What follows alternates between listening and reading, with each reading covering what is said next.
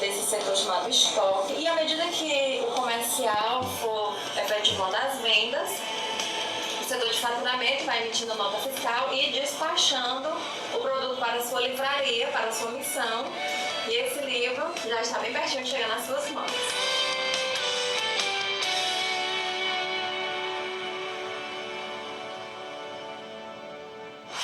Muito legal a gente conhecer como tantos profissionais contribuem para que o livro chegue até nós, assim como também tantos outros produtos, né?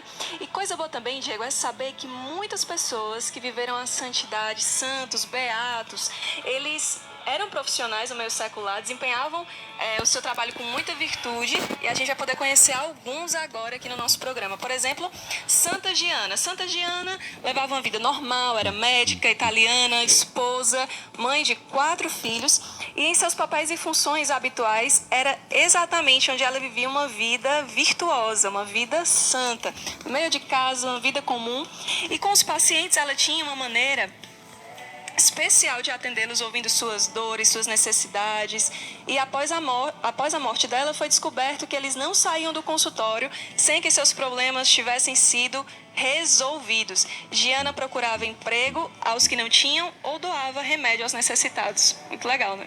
Então ela já era eficaz desde aquele tempo, né? Não só depois que começou a virar intercessora de muita gente aí. Nós temos outra grande figura aqui, que é um padre holandês, que inclusive vai ser canonizado no próximo dia 15 de maio pelo Papa Francisco, é Titus Brandsma. Ele é carmelita, professor e jornalista, e como jornalista ele foi muito atuante contra o nazismo, né? Ele é um santo que viveu no século XX.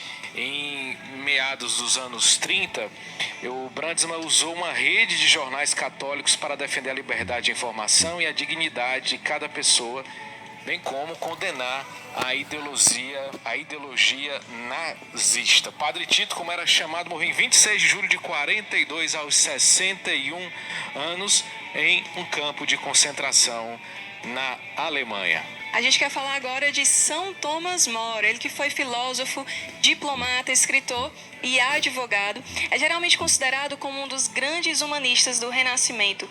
Foi condenado à pena capital por se negar a reconhecer Henrique VIII da Inglaterra como cabeça da Igreja. É considerado como modelo de fidelidade à Igreja. Ele é patrono dos estadistas e político e foi declarado patrono deles pelo Papa João Paulo II. Outra figura que nós trazemos hoje é Bento Dazoa, um professor sul-africano e pai de família que foi assassinado brutalmente aos 43 anos de idade, no ano de 1990, devido à sua rejeição à bruxaria, na qual acreditava a maioria dos moradores da sua aldeia. Então, por defender a fé, ele foi assassinado, conseguiu obter o título de professor em 76 e fez muita coisa boa lá para o pessoal na África do Sul. A generosidade e a bondade de Bento Dazoa também foram as características que mais ficaram marcantes ao longo de toda a sua vida, bem como com relação à sua esposa e seus 8 filhos. E como não falar de Edith Stein? Como não falar dela, filósofa, teóloga alemã, nascida judia, que se converteu à Igreja Católica. Ela foi canonizada em 11 de outubro de 1998 pelo Papa João Paulo II, sendo mártir da Igreja e uma das 6 santas copadroeiras da Europa. Morreu aos 50 anos no campo de concentração de Auschwitz, envenenada numa câmara de gás. Foi a segunda mulher a receber um título de doutorado em filosofia na Alemanha, além de se tornar assistente do mais eminente filósofo de seu tempo, Edmund Husserl. Ela foi a primeira estudiosa a pedir oficialmente que as mulheres recebessem o status de professoras. Próxima personagem foi uma das primeiras fiéis leigas da prelazia da Opus Dei.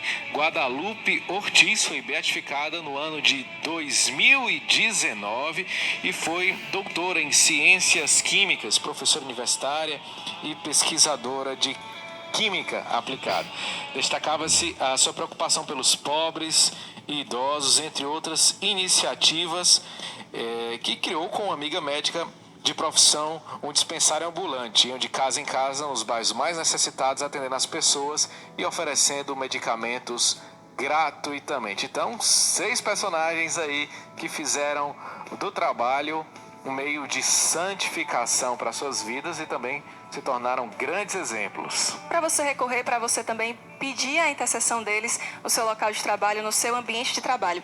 E já que a gente estava falando de santos, pessoas tão virtuosas, grandes escolas de santidade são os mosteiros. E os monges também são conhecidos pelo primoroso trabalho que eles desempenham em diversas áreas. E a gente vai conhecer um pouco mais sobre o trabalho dos monges agora.